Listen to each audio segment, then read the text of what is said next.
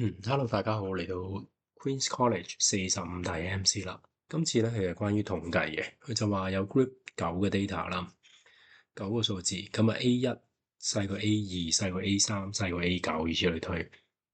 咁 M1 咧就係個中位數 median，R 咧就係個 range 啦，S 就係個標準差 standard deviation。好啦，咁而家咧喺呢啲組數據裏邊，我加多兩個數 X 同 Y。咁啱咧，X 就細過 A8，Y 就大過 A8。咁問下邊一個係一定 true 嘅，must be true 嘅。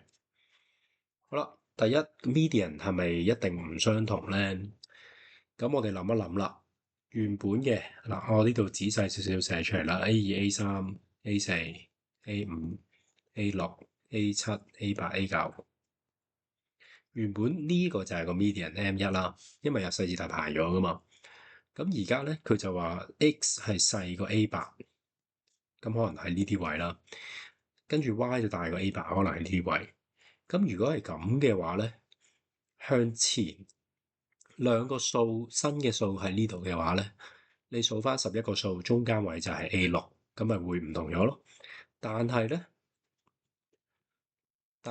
有機會個 X 喺前面呢度，個 Y 喺後面呢度。咁如果一前一後咧，數翻第六個都會係 M1，所以 M 咧即係 median 中位數咧，有機會係同之前一樣，所以呢個唔一定啱啦。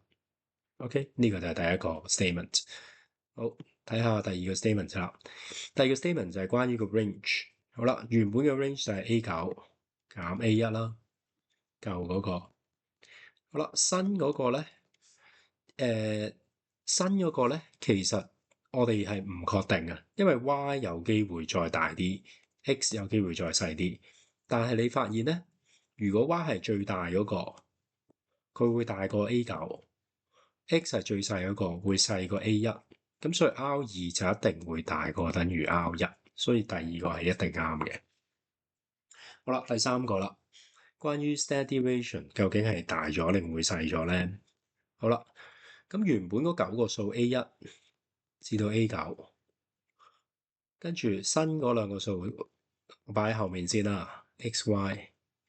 咁究竟呢兩個數係近啲個 mean 啦，定係遠啲個 mean 咧？其實題目冇講到喎，因為佢淨係講咗 A1至到 A9 9個數字，我哋唔知道佢哋個 mean 嘅大細。假設咧，如果個 mean 係近 A8、A9 嘅，假設個 mean 係 A8，咁所以 X、Y 可能喺佢嘅附近啦。咁呢個情況嘅話咧，S2 咪會細啲咯。OK，因為我加咗啲數字係接近個 mean 啊嘛，咁所以新嘅 SD 咪會細咯。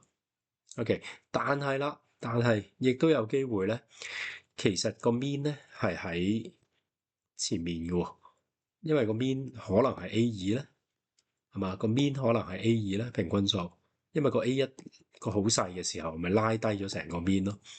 如果 A2係個 mean 的話，XY 接近又係接近 A8、A9 嗰邊，咁相對嚟講，XY 離開個 mean 好遠，咁所以 SD 咪會增加咯。所以新嘅 SD S2 就會有機會大過 S1 啦。所以呢個未必一定啱嘅。OK，希望大家理解呢條題目啊。咁多謝大家收睇，中意嘅話可以 subscribe 啦，同埋 like 我哋條片。